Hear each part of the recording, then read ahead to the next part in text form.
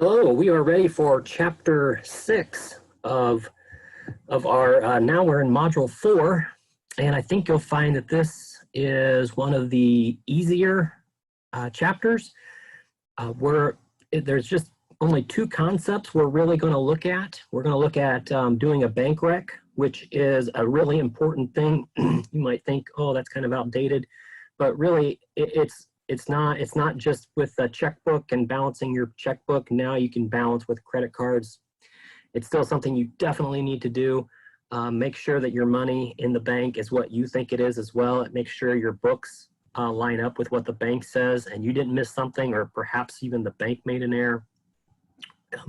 So the whole reason we do a bank reconciliation here is to figure out why there's a difference between what our cash says on our T account and what the bank says at the ending balance. They're almost never going to be the same.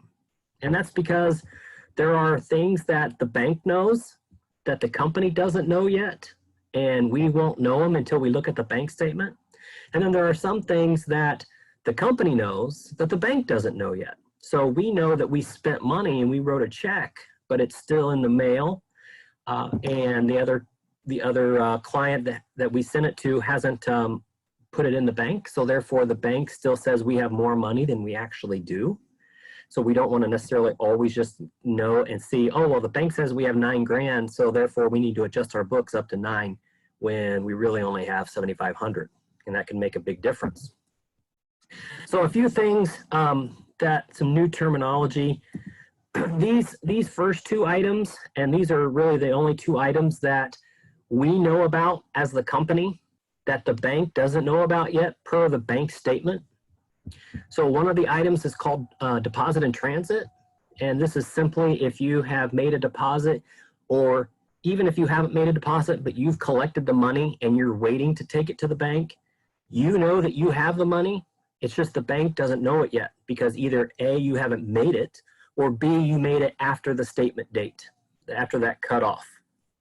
Sometimes you'll see a little placard in the bank and it'll say transactions after 2 p.m. will be on the next business day. And that would be considered a deposit in transit if you made it after 2 and then you cut off your books that day, and therefore it's not going to be on the bank statement. So therefore, if this happens, you got to think about how does that affect my books versus the bank statement. Well, you have recorded the money, and so you know you have it, so therefore your balance is going to be larger than what the bank says. The bank doesn't know that you have that money yet. So that's how that's going to be affected, and we're going to see how to do that in a bank statement, in a bank reconciliation. The other thing that you know as the company, but the bank doesn't know, are what's called outstanding checks. And these are checks that you have written to one of your vendors, and they just haven't deposited it yet. So you know that you're going to be out that money. Just, it may be another day or two or a week, but you can't rely on what the bank says because they just don't know that you wrote this. Now, any of these items we already know about, so we don't adjust anything in our books. So that's when we come down to the next part. So anything from here on up, we've already made the journal entry. We've already adjusted our cash T accounts. Therefore, anything that we do on our side of the bank rec to adjust the bank's numbers, on the bank side to adjust the bank's numbers, we don't make a journal entry. You've got to try to remember that. Anything that we fix on the bank side, and you can see over here, I've kind of got it started up. We're going to have 2 columns on a bank rec. We're going to have a bank column, and then we're going to have our column. Anything that we change on the bank side to adjust their books, because we can't really adjust their books, but we can pretend. And anything we do on the bank side, we don't mess with on our books because we've already done it. We already knew about it. It's whenever we come over here and adjust something on our side that the bank told us that we didn't know, then we have to adjust our books. So back to the outstanding checks, think about how that's going to affect and look on our cash T account. If we have outstanding checks, that's going to make our bank balance, our cash T account lower than what the bank says. So that's going to be another reason why there's a difference. The rest of the items that I have here are things that generally you'll find on the bank statement that we didn't know about or we just forgot about, perhaps. And the bank is showing, hey, we had this happen, you need to adjust your books. So sometimes if you're a company that collects deposits and maybe you're a landlord and people put money into the bank instead of going through you as the middleman and then you putting it into the bank, some renters do it like that. Maybe you didn't know that that happened, or perhaps even if you get a direct deposit into your account from your work pays you a direct deposit, you may not know exactly how much was put in there. If you didn't look at your pay stub, then you look at the bank statement and then you adjust your books accordingly if they get a collection. Sometimes you'll have little bits of interest come in from the bank. So those are items that you didn't really know about. So you'll have to increase your income perhaps just a little bit. And that would require a journal entry to show that your cash went up. This is one that you hope never happens, but this is non-sufficient funds check. That means that's a check that your client wrote to you and they wrote it out for $200 and then you put it in to the bank. You put it onto your cash T account and you said, we got the money. You didn't know otherwise. The bank says, no, you don't. The check was denied. They didn't have the funds in their account. So therefore, it's going to come back to you. And a lot of times there's even going to be a penalty assessed on you for whatever reason. I don't like that. I think that's a tough rule that not only do you not get the $200 that your client paid you, but then the bank assesses a $30 fee. So then you've got to go back to your client and tell them that they owe you the $200 and the $30 fee. You're like the middleman. So that's never a good situation to be in. Either way, if you're the one that actually wrote the check and it bounced, or more likely that your client wrote the check and it's bounced. So what that's going to do, therefore, if the check bounced that we received, that means our cash is too high. We're going to have to take money back out because our client never really paid us. They thought they paid us, or they knew what they were doing and paid us out of a bad account anyway. But regardless, we have to take money out of the account. And what we do then is put it back onto the client's AR account, put it back onto their bill plus any penalty. A service charge, a lot of times business bank accounts have a fee monthly or maybe quarterly. They may assess a bank fee. That's something that we'll have to remove from our cash because the bank's taking money out of our account to allow us to bank with them. And then there's always the unknown, the error. The error could be we just forgot to write it down. It could be that we transposed numbers. Instead of writing 746, we flipped the first two numbers and wrote 476. And so that's going to make a big difference in our cash balance. Sometimes it could be the bank's error, but most of the time when we do examples from the book and with the examples here in this lecture, we're always going to assume that it was our error, and we're going to make the adjustment on our bank rec and do the journal entry to fix our books. All right, so with that, I think this is best to do an example to see how all this works out. So when we do this practice example, what I would do is either on a sheet of paper or pull up Excel like how I have it here. And we're going to make two columns. We're going to do the bank side and then leave something over here, leave a column for all the different items that we're going to put. And then we're going to see, does it affect the bank? Do we need to adjust the bank's books? Or do we need to adjust our side? So when we get to the end of the month and we look at the bank statement that comes to us, it says the bank shows our cash to be $8,450. And I just have, this is a date from another problem. Let me just update this. This would be, from this one, it's on 6/30. Don't worry about the dates on this one. And when we look at our T account says, hey, we think we have more money than the bank says. It shows we have $91.30. So why is there a difference? So when our whole goal, when we're all done and we get down to the bottom, we want this to kind of be like a trial balance where both sides need to be the same when it's all said and done. All right, so the first thing, we go through the bank, and I already have them laid out, so we didn't have to go through and search, but in a real life you would. You would have to compare your books and your items that you wrote checks for or deposits out of your debit card, and compare it to what the bank shows that happened. And then mark each one as you go through that matches. And then if there's one that you wrote a check for that the bank doesn't know, that's called an outstanding check. So that's something the bank doesn't know about. We need to record it on the bank side. We need to pretend adjust the bank's books. So when we adjust the bank's books, we need to show that we wrote a check for $621. So we need to pretend that the bank knows that and then deduct $621 from the bank side. And then put out here what check it is. So then in the next month, I can go back and see, oh, did this check actually go through? And if not, then it needs to go on the outstanding check again. And then we need to do that for all 4 of the outstanding checks that we found. Each of these is going to be a negative on the bank side because we need to pretend that the bank knows about it. And then just the opposite, we made a deposit late on June 30th that the bank is not showing on the bank statement. So we need to pretend, because we know it happened and it's on our cash, we need to pretend that the bank knows about it. So we call that a deposit in transit. Again, it's affecting the bank side, pretending that the bank knows about it. So those are the only 2 main things that you're going to find that we need to adjust on the bank side. Everything else is going to be over here on our side. So the next thing we find is an error.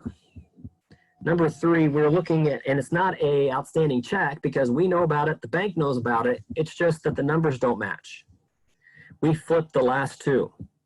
So the check was actually written for $862. That's what we actually wrote it for. That was the correct amount.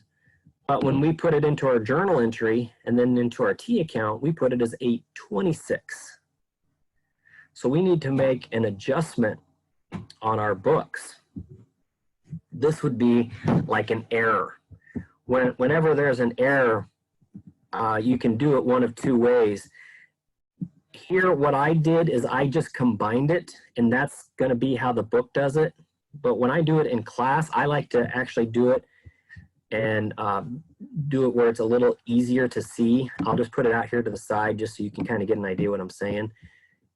Technically, yes, we need to adjust our books by -36 because we only wrote it for $826. So if I pull up the calculator and I said we took away $826, but we really needed to take away $862. The difference there is $36 that I need to take away some more out of my cash T account to get me up to that $862. But if you can't quite think like that, if that's a little harder, out to the side, what you could do is think, okay, I need to get rid of this, pretend that it didn't happen because it was an error. So add back $826, and then just below it, take away what really should have been, $862. And then if you do these as a net and combine them, you'll see that the sum is -36. So you're undoing the wrong thing and then taking off what really should have been $862. Now, anything on our side, we need to have a journal entry. And I went ahead and just did it as the one combined. And I'm showing over here that we need to take off an extra $36 from what we owe. We don't really owe that extra $36 because we did pay it. And we need to show that our cash went down by $36 more because we had only added at $826 as a negative instead of $862 negative as we are losing cash. You could have done the journal entry like this and said, got rid of this entry on both of them. I'm only going to show you this one just so it's not confusing, but you could have done it this way as well. Either way works. I just went ahead and did it the way the book does it here and put the 36 as the summary. So we took care of the error, we fixed that. Now we're ready for the bank service charge. The bank is saying you owe us $13 for taking care of your account. We didn't know about it, so we need to show that $13 is now gone from our cash. And when I do that, I come over here and I show that $13 is gone from our cash with a debit to why it's gone. It's gone because we had an expense, a bank expense.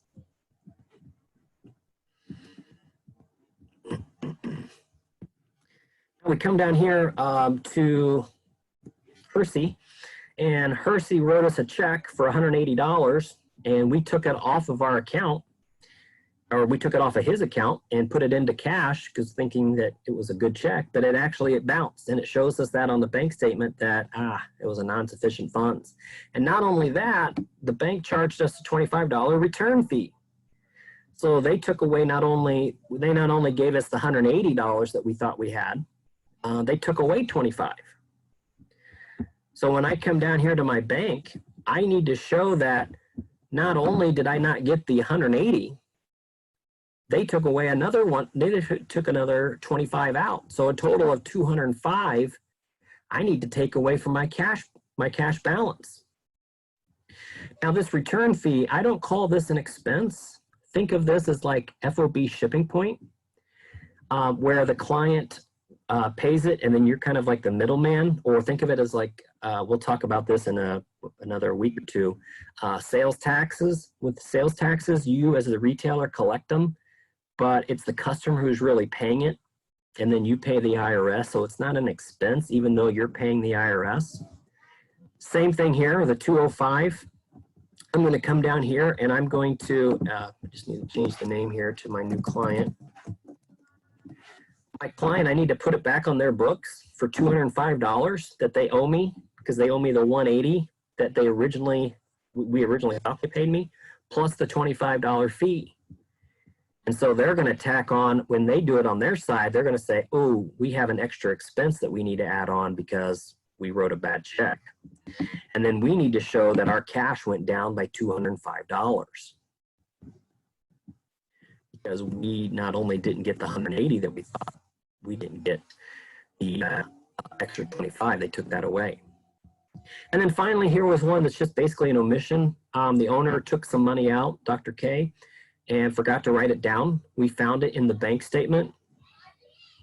So we have a $50 withdrawal that we need to go ahead and take care of on our books and show that we no longer have that 50. Now everything so far was on the negative side. It's not always that way. It just happened to work out. So don't think that everything on our side is always a negative. It's not. The error could have definitely been the other way, where we had taken out too much money and then we needed to add it back. So when we do this omission over here, we need to show that we had a drawing or a dividend. Remember, those are synonymous terms. We could call it either way. And then we credit cash to show that we don't have that money that we thought we did. Now, when it's all said and done, we need to go ahead and total both sides. We need to start at the top and then combine everything that happened. And we see that our if we were looking at our cash T account, our cash T account is now showing $8,826, and the pretend bank balance is also showing $88.26. So we know that our cash is now up to date. So up here, the cash amounts for both of them neither of them were completely correct. So we can't say that, oh, well, the bank, we need to adjust our books to the bank's numbers. No, because the bank didn't know everything, just like we didn't know everything either. So that's an example of a bank rec. And that's the harder of the two things we're going to do. But it's a very important thing to know how to do. The other thing that we're going to look at is a T account that's just like cash. So if cash, you remember on our T accounts, is up there at the very top left under the assets, just below that, we could add a new account called petty cash.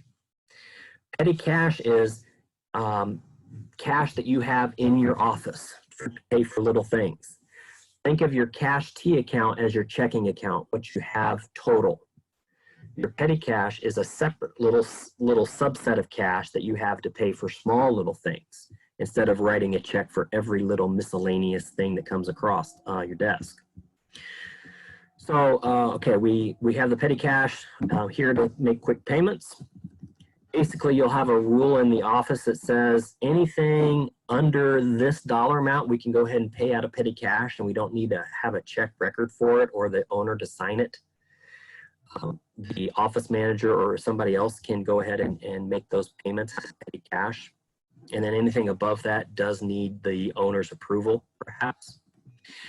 What we're going to do is anytime we take money out, we're going to have a little notepad off to the side, and we're going to write down what we paid, how much we paid, and then what it was for. Because then at the end of the month, we're going to total everything up and make one big journal entry that shows everything we paid. And then to reimburse our petty cash, we got to take some cash out of our checking account and put it right back into that drawer. So that's what's going to happen at the end of every month. So what we're going to do is we're going to set up the petty cash. We're going to start it out from scratch. And then we're going to have some monthly transactions. And then we're going to replenish that account at the end of the month. And then maybe the owner decides to start the next month, we need a little bit more money in there because we didn't have enough to pay for everything. So we're going to see how that looks to re-up our petty cash to even a higher amount.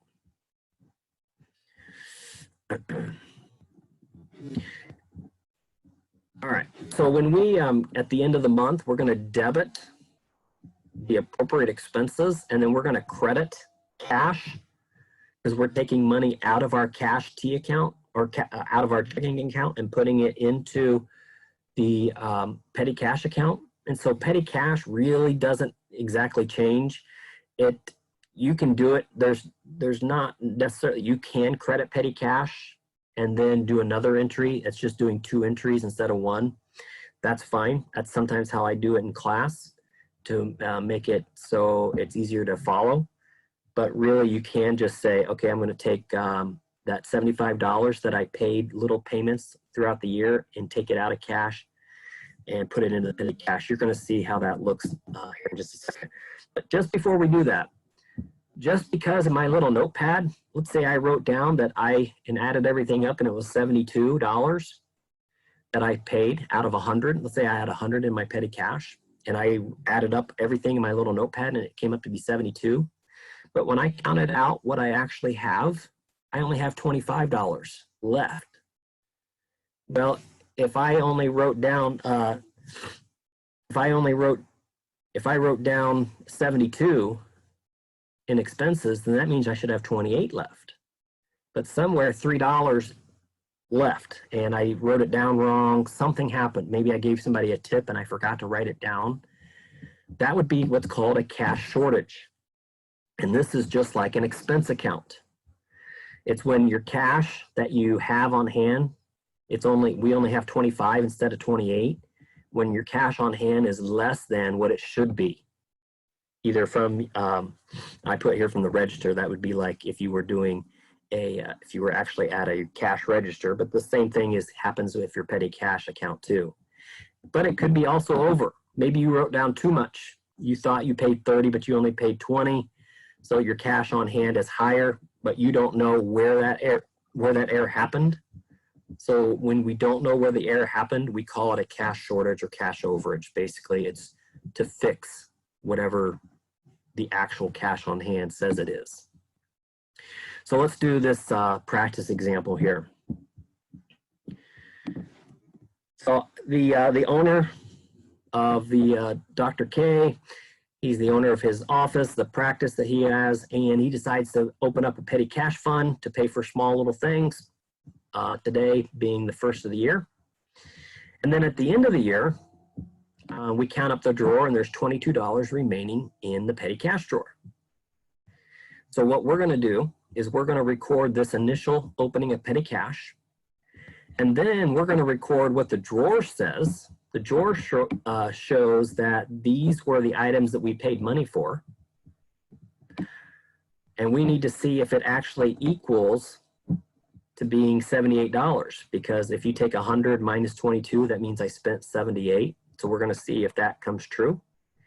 And then we're going to open up February and go ahead and up our amount to 130 just to make sure we have enough in the petty cash. So not only are we going to have the 100, but we're going to add on $30 extra. Okay, so when we first start this, we need to open up our petty cash account.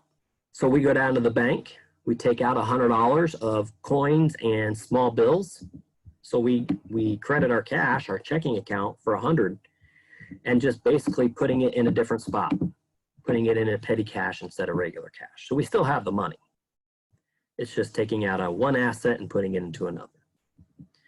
Now, throughout the month, I had all this happen. So on January 31, I look at my little notepad, and I'm going to show that I bought supplies, so debit my supplies account. And then I had some postage that I can expense, office expense for the lunch that we had. The owner took money out. And if I add all these up, remember it should equal to be $78 because I have 22 left. So when I add all these up, let's see how close we are to 70. We're just a little bit above that. I should have been able to explain, or we were not, we were below it. I should have been able to explain $78 of expenses because I only have 22 left. But obviously there's some kind of a difference here. I didn't quite get up to 78.